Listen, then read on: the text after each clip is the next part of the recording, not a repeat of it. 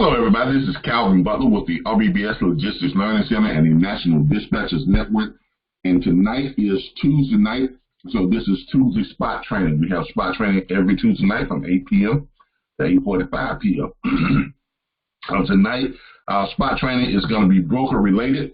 We're going to do some spot training on how on the SIC code site when you go to find all your shippers, and we're going to go over how do you start off your conversation with the shipper, because a lot of people, a lot of new brokers, when they first start talking with shippers, they don't know how to negotiate with shippers. Because if you don't impress a shipper within the first 20 seconds, chances are you're not going to get anywhere with that shipper. They're going to shut you down and basically just tell you, send us your packet and don't call us, we'll call you. That type of thing. Okay? The way that you get through the shippers, the way that you start your negotiation off with shippers is going to set the tone and is going to determine if that shipper is going to work with you. In order for a shipper to work with you, first of all, there's some things that they got to know. Now, they know that just about every broker, if they're talking with them, has insurance. If you're a dispatcher and you're talking with a shipper, they know that your carriers have insurance. They know that you have that bond of $75,000 if you are a broker. If you are a broker, they know you have somewhere between $800,000 and $1.2 million of insurance to cover the freight. They know all this because you have to have that. Okay? As a dispatcher, they know that if you're contacting them on the behalf of your carrier group, they know that all your carriers are insured because they have to be. They know all your carriers, they're used to running whatever type of freight that they're running because this is what carriers do. So all that stuff that you all hear about, well, we have $1.2 million of insurance and our carriers are all qualified and they deliver freight on time. To be honest with you, shippers could care less about that. The reason why is because everybody in the industry has that. It's a standard, okay? So what you got to do when you start off talking with shippers, first of all, you got to be able to get them to really take notice of you in the first 20 seconds, okay? And in order to do that, you got to speak to the heart of what the shippers really need, okay? Now, before we get into that, let's go into your back office site. Everybody go to mydispatcher.org. When you get to mydispatcher.org, and give y'all the link. If you don't know where it is, give me a second here. Pull up my home page and hold on. Trying to get all this other stuff out of the way. I got a whole bunch of stuff on my screen here. All right, go to the home page. mydispatcher.org. All right. I need everybody to go here. I'm going to copy and paste it. When you open up mydispatcher.org, you need everybody to go there. Okay? And then I want you to go over to your More button after you logged in, if you have your login. Now I want you to click on your Dispatcher Tools and Resources. All right, once you get into your Dispatcher Tools and Resources, you're going to go into your back office area, and you're going to have your Rolodex that's going to pop up here. Okay. Now, let me cover this real quick. Someone called me today and said they couldn't find something. They couldn't find what was it? The script. I think that's what it was. Yeah, they couldn't find the script. Okay. And the script is very easy to find, okay? The script is going to be right in here where it says agreements, forms, and documents. No. It's going to be right here in the I think it's the very top one. No, I take that back. It's going to be on the second one. It's going to be on agreement, forms, and documents. All right? So, and I told them to look for the truck that was carrying the money. And they insisted that it was not in their Rolodex. Someone has a lot of background noise. Let's see who that is. I'm not sure who that is. But, in half a mile, take exit 44 for I know you're listening on your truck, so I'm going to turn your mic off because your background noise is interfering with the broadcast. And Ali, yours is doing the same. So let me mute both of you all. Rock and Ali, your background noise from the truck is was interfering with the broadcast. All right, but everything is in here. And so you just gotta kind of look for it and stroll through it, and you'll be able to see it. But I promise you, all this stuff is right there in your back office. All right, because this is where your script is right here. This is your script, the truck with the money on it. You put your cursor over, it says right there, how much money do you need to move your truck? All right, but let's go ahead and deal with the shippers. All right, if you're looking for shippers, you're going to go up here where it says tools and resources. You're going to scroll over until you get to the section right here that has the globe sitting on top of the computer, and it's got all these shipping boxes around it. This is your shippers locator site. Search 19 million plus shippers. This is what takes you to your federal government 6 code site. When you click on it, you always notice you got your placement holder here. It says search 19 million shippers. Standard. I'm sorry. Okay, my bad. There we go. Share my screen. I apologize. Whether I do apologize. I thought y'all were seeing what I was seeing, but y'all wasn't. All right. So what you're gonna do is you're gonna get into your back office. Let me go back and go over the stuff that I thought I was showing you all, but I wasn't showing you all. All right. So what I was saying was, if you want to find your script, this is it right here with the truck that's carrying all the money. It's going to be on the agreement forms and documents. Now, if you all are looking at this on a phone or on our app, because we do have an app on both Google Play and on the iPhone app, I think we do. I'm going to show you all what it looks like on our phone app. It looks a little bit different. Okay? And the app we have says RBBS, but this is the app, and this is what it looks like on the app. I don't know if y'all can see that or not, but that's, if y'all can see it, that's the phone app. Okay? Now, when you click onto the phone app, first of all, let me click back over to my my internet. There we go. When you click on the phone app, it looks a little bit different on the phone app. Okay? So when you log in,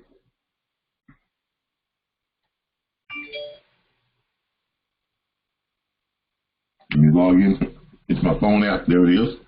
I'm going to show y'all, it does look a little bit different if you're looking at the back office or the app version of mydispatcher.org.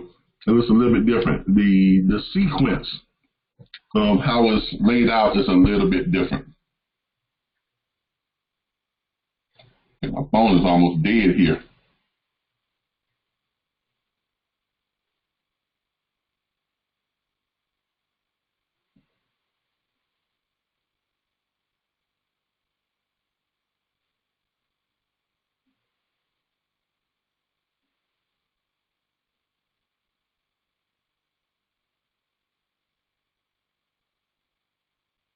Give me a second. My phone is not. Oh, I'm on the wrong Wi-Fi. No wonder. It's picking up this sorry Xfinity when it should be on my personal Wi-Fi here at the house. There we go. Now we're in the right Wi-Fi. All right, here we go.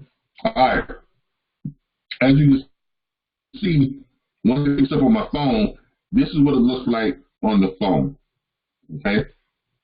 So the phone app looks a little bit different. I'm going to show it to y'all in just a second, as soon as I get logged in here. All right. It does look a little bit different on your phone app. Let's go to the, where we at? Dispatcher tools and resources.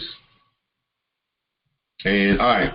As y'all can see here, on this one, the tools and resources on the computer is your first Rolodex. But on your phone, the first Rolodex is agreement forms and documents. So you all may be seeing something a little bit differently if you're looking at it on your phone. I don't know if y'all can see that or not, but as y'all can see, the agreement forms and documents is the first Rolodex instead of the second Rolodex. Okay? So it's just a little bit different and out of place. And then the tools and resources is your second Rolodex. Okay? But on here, when you get to your first Rolodex, which is tools and resources, you're going to click on the globe that has the shipping boxes around it.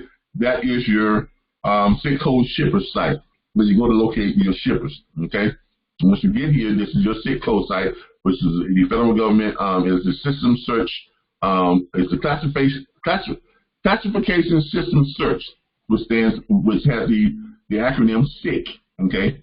And this is where all shippers, all domestic shippers in the United States, and they're required to register with a SIC code site. Now, it's already set for products and services. So you all don't need to be clicking between company name and products and services. If it's not highlighted, it should be on products and services, not on company name. So make sure you all have it on products and services. And when you get here, all you got to do is put in what you're looking for. Anybody care to, anything you all want to search for? Which category of shipments you all want to search for? Anybody?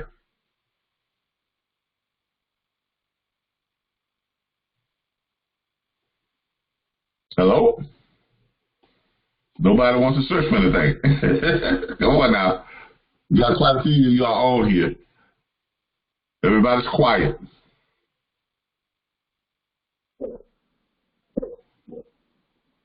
Let's do something from flatbed side. Let's do shingles. Like what? Shingles. So that's HINGLES. You had to come up with something that's a little bit difficult to spell. That's SHINGLES.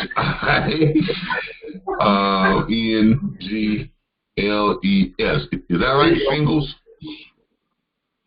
All right, all right, there we go. Shingles. All right. In shingles, you got 10 categories of shingles, okay? You see it's here just shingles. You got 18 companies, well, you got 48 companies that ship some type of shingles. Then you got shingles metal. You got 38 companies in shingles wood. You got 48 companies. And then in construction materials, wholesale shingles, etc. wood.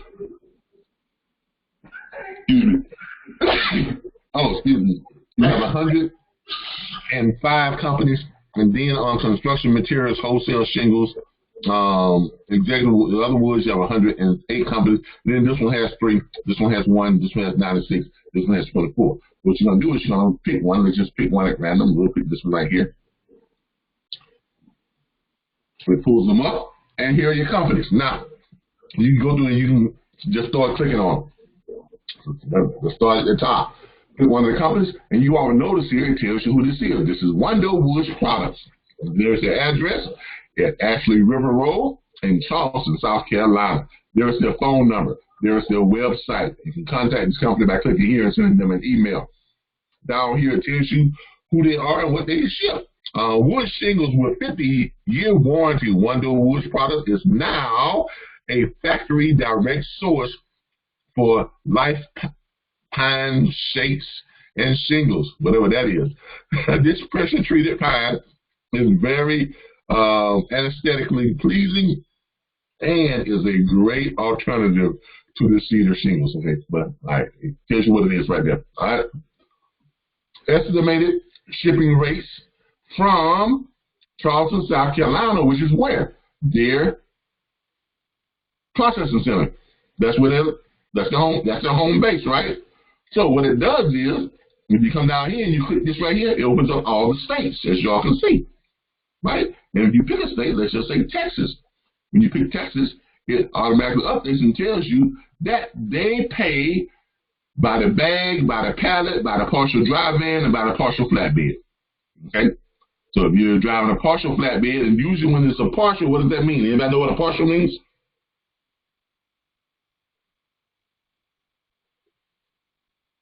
Anybody know what a partial means? It's not a full load.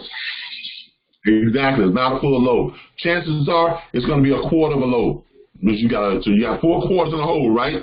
So if they're paying that much, $630 for a partial, okay?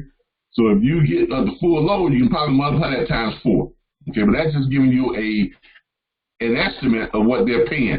If you go to another state like North Carolina, which is close because they're in South Carolina, y'all see what happens?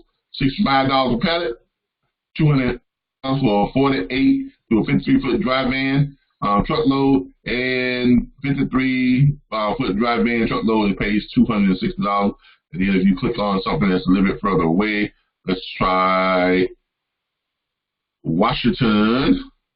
In Washington, see, it pays more, $85 a crate, $95 a pallet, and for a partial dry van, $1,600. Now, just because when you all see stuff like this, that means that they probably what? They don't ship flatbeds up that far. So whatever type of product they have, like the big long stuff that's going to have to be put on a flatbed, they probably don't ship that type of stuff that far away. They're probably shipping stuff like the little short shingles, you know, the stuff that goes out of a dry van. Probably something that's less than 5 feet long or less, 5 or 6 feet long. You know what I'm saying? So that's what a dry van. And the reason why they would not want to ship that type of stuff over long distance, why? Because it's exposed, it's longer of a travel time, which means what? The greater the chance that something can go wrong on the back of a flatbed versus being in an enclosed type of van situation. So you won't always see the flatbed stuff on here like what you see with Tennessee. Here you go, you have your pallets, your 48-foot van truckload, and your bags and all this type of stuff.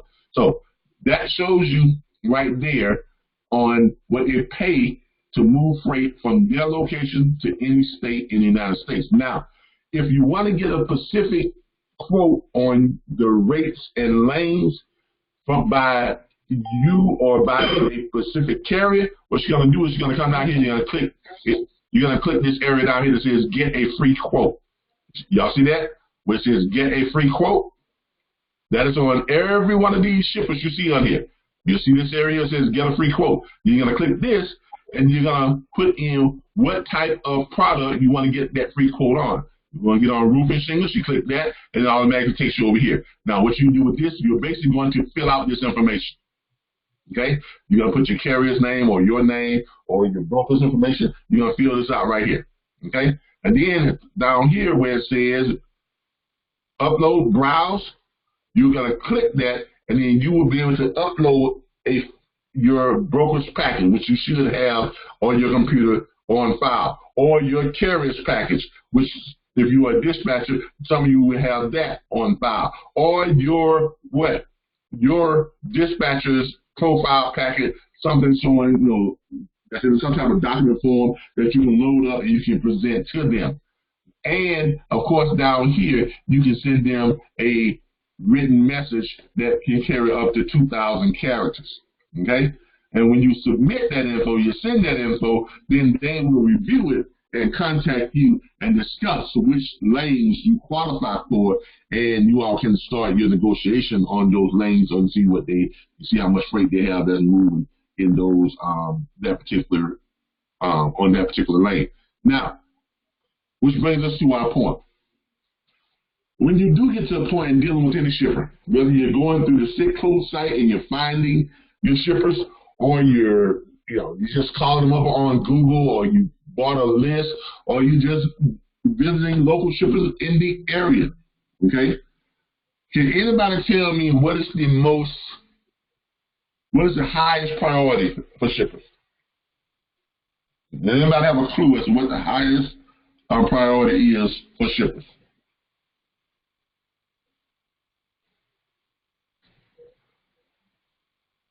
Anybody? Nobody wants to speak. Nobody wants to guess. They're all quiet on here today. Why y'all so quiet? Cat got y'all tongue? Then moving freight. Well, yeah, moving freight, but more specifically, what? They want to do what? More specifically, huh? All right. Get a contract? I don't know. All right. Don't worry about it. That's why y'all are here to learn. All right. Every shipper, because you got a lot of these freight broker training schools and everything, they'll tell you to start off your negotiation with, you go in and you ask the shipper, you start off by saying something like, how much freight do you have that you can afford to pay me,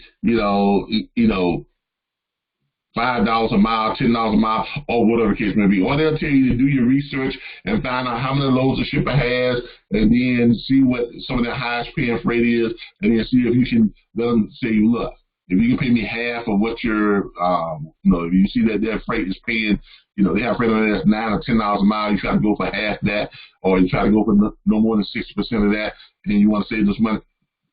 That don't work. So that's what everybody else is doing.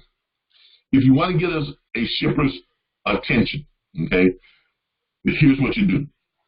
There's a strategy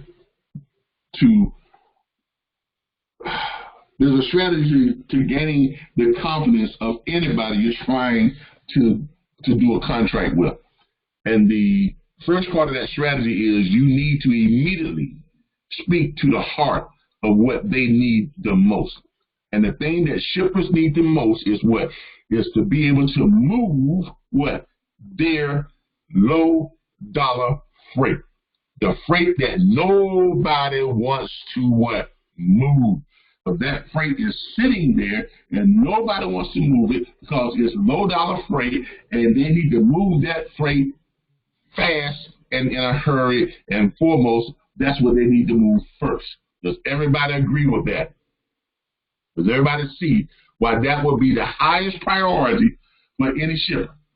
Yes. Right? All right. So your conversation is going to start off something like this. Hey, Mr. Shipper, how you doing? Let me ask you a question. Because I know your time is very valuable.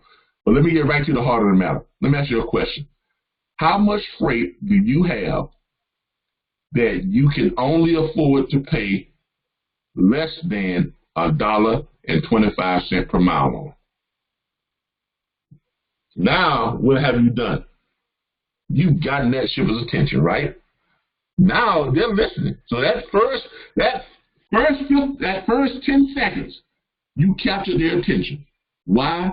Because you were asking them about what? The freight that nobody else wants, right?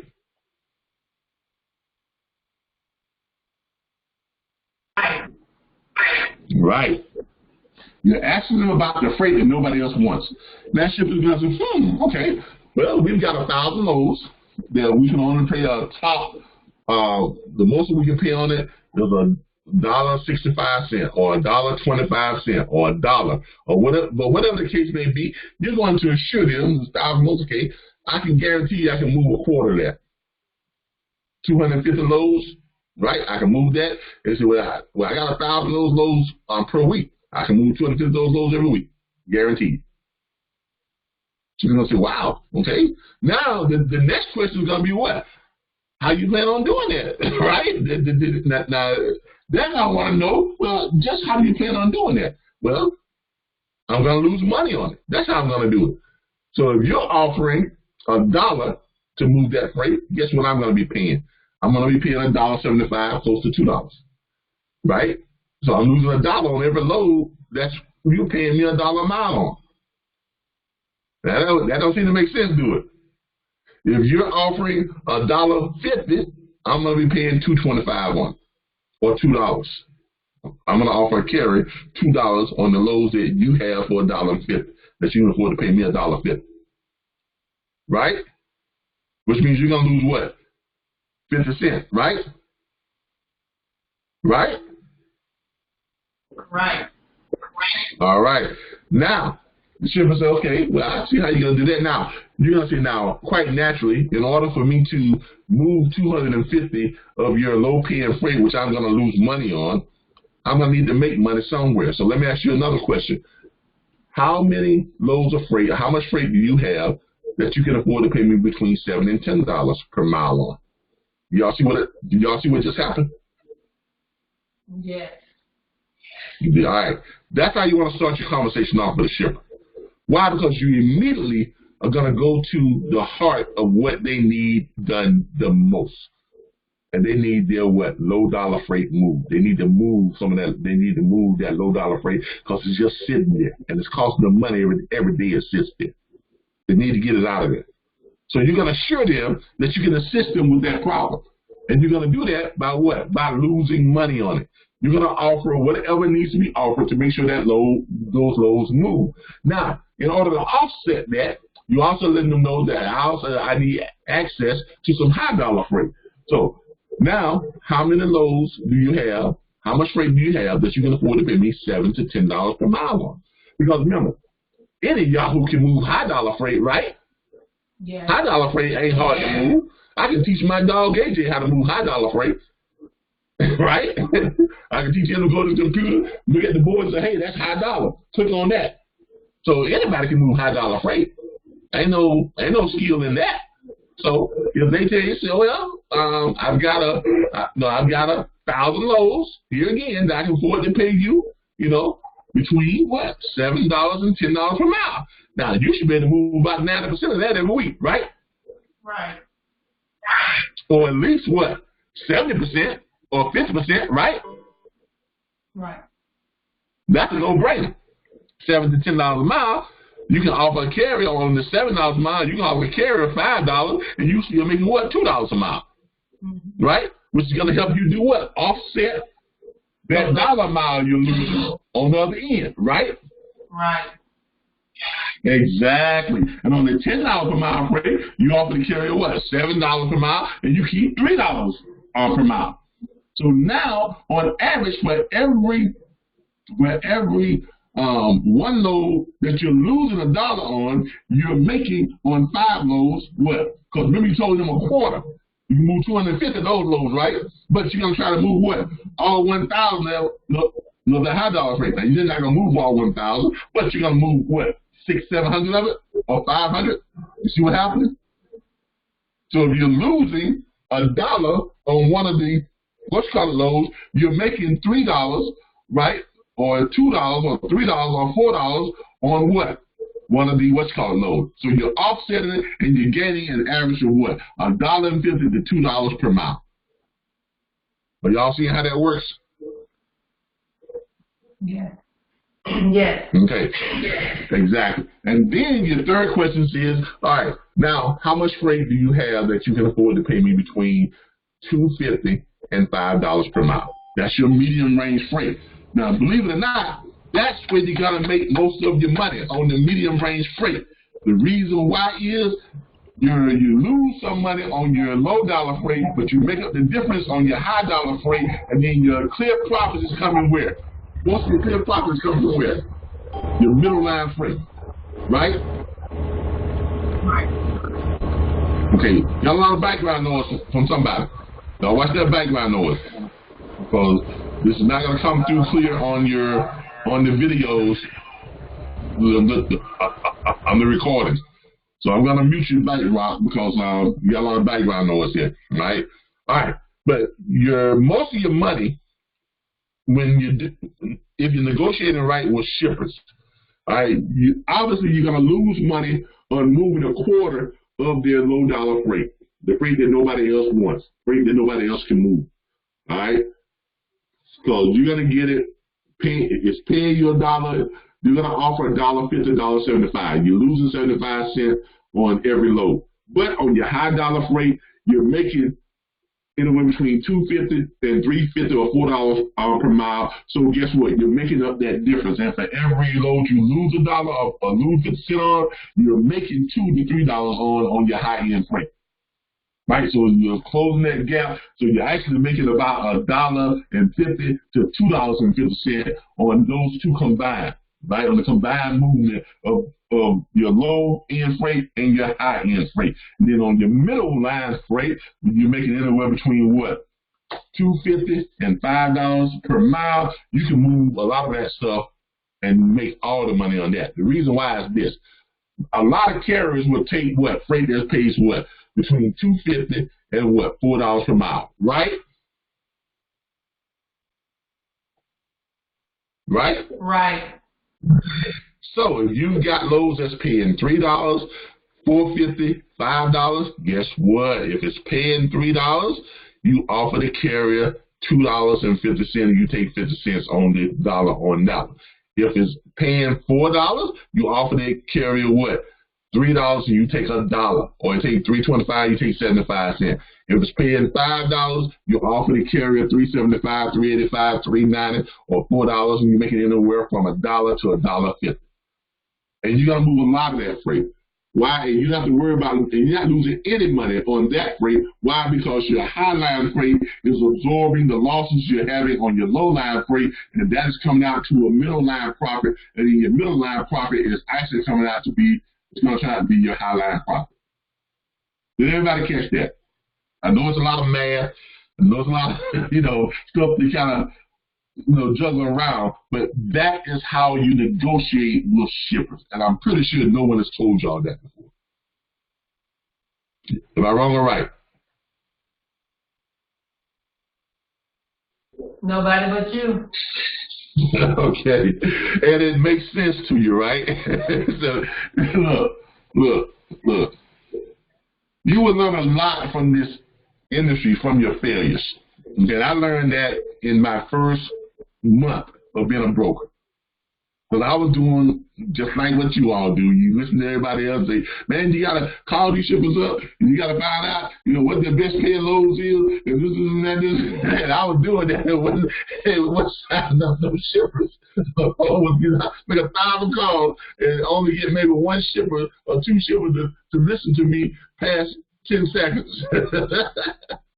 So then, and after, bumping heads like that, finally, I just said, hey, look, I know you probably don't want to, you've already told me that you just see your package, but let me ask you a question. And I'm just asking because I really need to know. I finally found a shipper that I felt like I can just talk to, and it was just out of clear frustration. I said, look, I know I'm new to this industry, but can you give me any pointers on how I should talk to shippers? Because I made 1,010 calls, and I can't get anybody to stay on the phone with me past 10, 15 seconds. And the guy just started laughing. I said, what's so funny? He said, you know what? I get calls like this every day, all day. I'm not going to lie to you. And you're the first person that sincerely asked me for my help. And I got to thinking to myself, I can imagine a whole bunch of other callers doing the same thing, but nobody ever just broke down, hey man, look, I need your help. I need your help. Tell me what I need to say, to catch the attention of shippers. Look, Kimberly, I know you caught the tail end a little, but you're just gonna have to you're gonna have to catch this on the recording because I'm not gonna go back over all of this because we only have 45 minutes of spot training, and tomorrow is Q&A. So yes, tomorrow is Q&A Wednesday. Starting at 8 will be all questions and answers. But this will be uploaded, if not tonight, by midday tomorrow. This session and last night's session from the orientation will also both be uploaded by midday tomorrow. But that's how you talk to shippers, okay? And after making 1,000+ calls, I was aggravated, I was frustrated, I was at my rope's end. I was like, man, I mean, does anybody make money in this industry? Because you just call the shippers, and nobody's willing to talk to you and deal with you.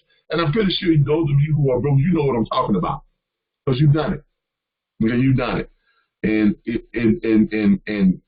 to be honest with you, this is the hardest part of this industry, is getting shippers to actually give you a chance, to give you a shot.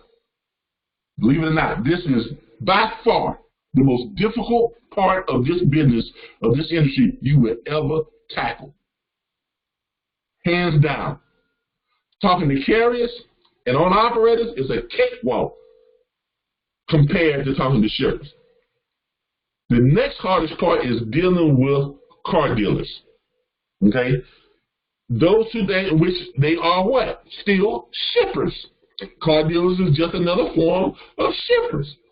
And car dealers are not as hard as regular shippers because car dealers, they're salesmen, so they understand what you are attempting to do. So they are actually more apt to just listen to you, and and you can just keep calling them back every day until you wear them down. So, if you all watch our training on calling up car dealerships, basically what you do is you're calling up a car dealer, say, hey, Mr. Bill, how you doing? Hey, my name is Calvin, but I run an auto haul dispatch service. Now I was just wondering if y'all have any cars y'all need moved out from the auction. Now that dealer's gonna tell you, every last one is gonna tell you the same exact thing. Well, we already got a guy, and he's doing pretty good. So, but right now, we don't need anybody. Okay, well, just for the sake of it, and what are you paying that guy? Oh, we're paying about $1.75 a car. We're paying about $1.75 a car, which is $175. That's what that means. So when they say $1.75, $1.50, $2, that means you can take that. That means 100. Okay, that's 175, 150, or $200 a car. They say okay, but we don't need anybody right now. And what you do with that is don't drag it out. You say okay, no problem. I'll just call to see if y'all had anything available. I'll give you a call back. I'll let on the week and see if y'all got anything. Unless you need to move. Okay, great. And get off the phone with them. Now, if you call them on a Monday, right? If you call that person, you're going to go down the list and you're going to call all the other car dealers. You're just going to go through Google. You're going to pull up all used car dealers in Dallas, Texas, or used car dealers in where? Tallahassee, Florida. Used car dealers in where? Atlanta, Georgia. You're going to call every used car dealer in there, and you're going to start at the top and you're going to work your way down. Right? So, and you're going to get that same speech. It's going to go, I promise you, it's going to go exactly the same way with all 200 or 300 plus dealers you call in that city. It's going to be the same conversation. Well, I was just calling to see what you have available. I tell you what, I'll give you a call back later on this week and see if you got anything for me. Okay, all right, bye. Now, if you made those calls on Monday, guess what? On Tuesday, you're going to go back and make those same calls again. You're going to call them in the same direct order. Because if you call A&A auto cars or auto dealers at 9 a.m., you're going to call them on 9 a.m. on Wednesday, right? If you call the other one at 9:10, you're going to call the other one at 9:10 on Wednesday. If you call them on Monday, you're going to call them on Wednesday. And you're going to call them again on Friday.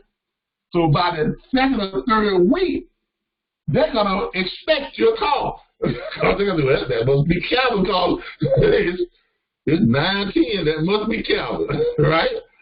Because you're going to pester them so much. And you're going to make it quick. And say, oh, like I said, I was just calling to see if y'all have anything available. I'll give you a call back later on the week. Bye. Don't even give them a chance to answer. Just say bye and hang up. Like you got so much to do real quick. Because eventually, here's what's going to happen. You're going to call them up one day, and they're going to be in a tight. They're going to have a situation. They're going to have some type of emergency. The guy that they normally use, he can't get the cars. Or the guy that they normally use, his truck is broken down. Or the guy that they normally use, he's on another call somewhere else. And they've got 20 or 30 cars that's at the auction that they need there by tomorrow. And what's going to happen when they get that call from who? Like clockwork? It's going to be dun-dun-dun. It's time to do what? Throw your cape on and go rescue, right? Right. And that's how you're going to, and that's how you work your way in to car dealers.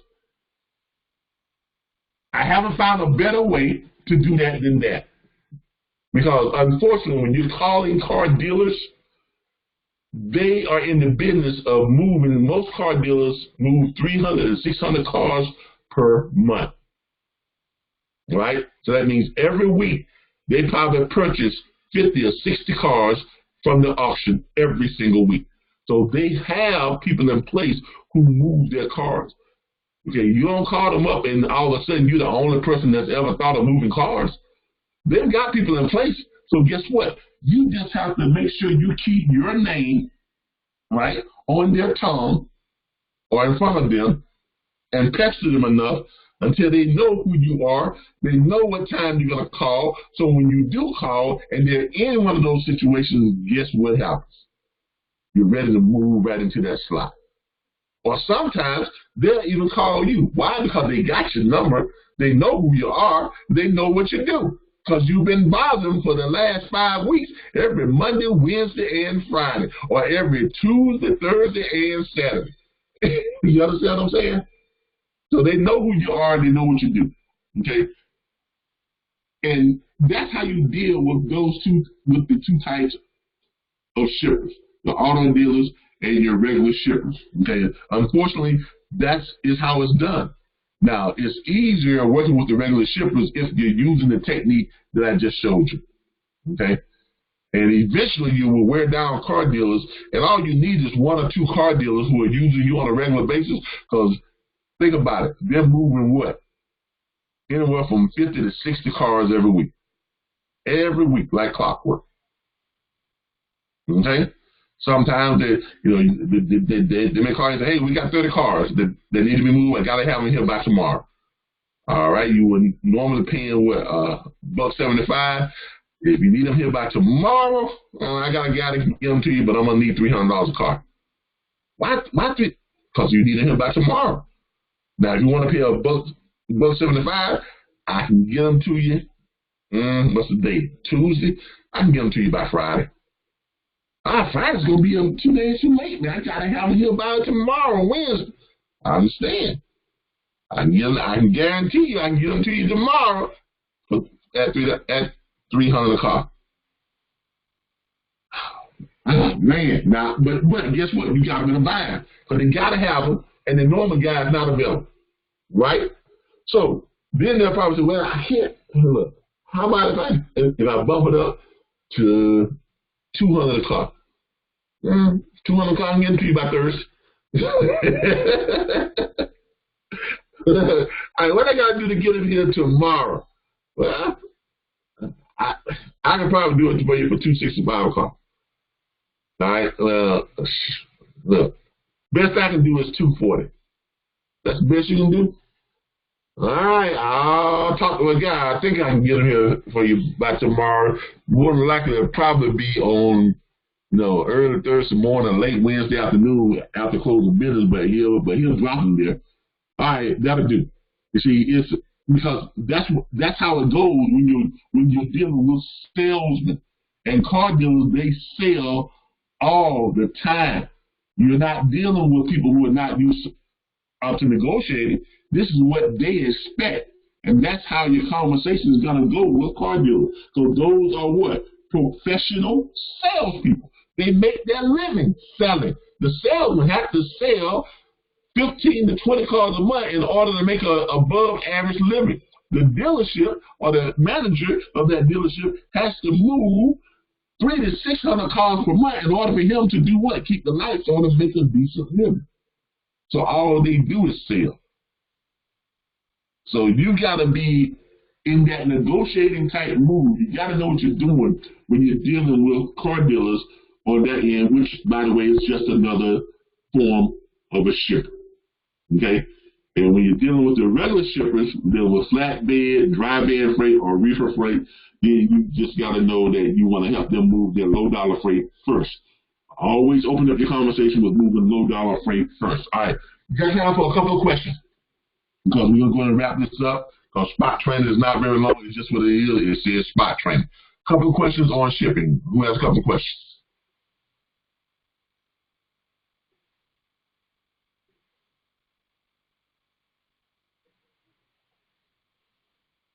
No questions? Okay. Did everybody get something out of that spot training? Did everybody learn something from that spot training? Yes. All right.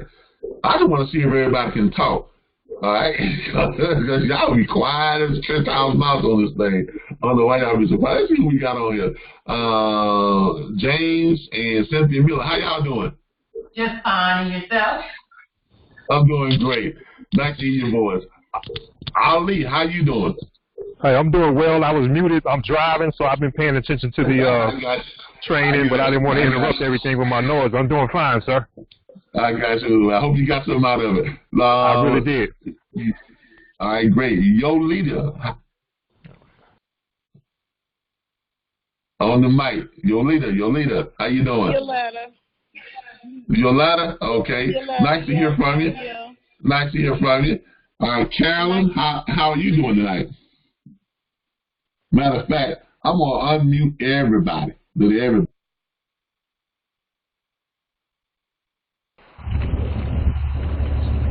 All right, there we go. Now everybody can talk. All right, I was just hoping everybody got something out of it. I know y'all are quiet because a lot of you all are new. All right, how many of you all are new to the industry? I am. This is Kim. All right, who's I? And who's I am? Kim. Kia, okay. All right. I am also Carolyn. All right, Carolyn. All right. Now, here's what I expect. I'm going to tell y'all how this is going to go down. The new people, watch and mark my words. They would catch on quickly, and they would do very well off the bat. Hey, look, 90% of the time, it always works out that way. Now, I'm not saying that the people who are pros or have been in the industry for a long time won't do well. I'm just saying that normally the new people catch on quickly, and they do better quicker than the people who have been in the industry for a while. And here's the reason why. They are, and this is not a negative thing, this is a positive thing. They are too dumb to listen to what we have to tell them. And that's why they are so successful. So they don't know any better except to what? Just do it. They hear it and they go out and do exactly that. Versus individuals who have been in the game for a while.